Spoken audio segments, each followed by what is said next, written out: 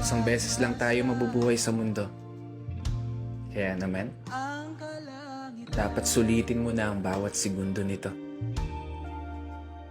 Gawin mo lang palagi yung mga bagay na tingin mo magpapasaya sa'yo. Puntahan yung mga lugar na gusto makita ng mga mata mo.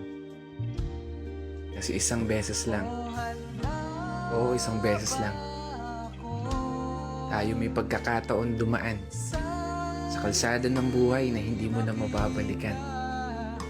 Dahil habang tumatanda tayo,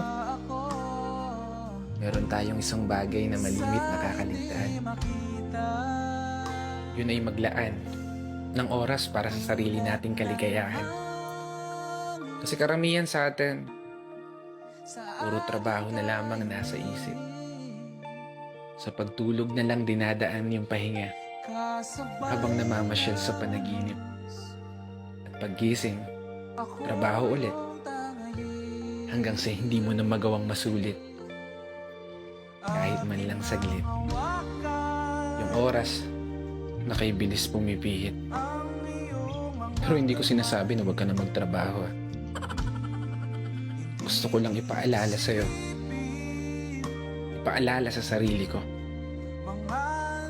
Kapag dumating na yung araw na hindi mo na magagawang iakbang ang mga paa mo, niguradong isa lang ang bagay na tatakbo sa isip mo.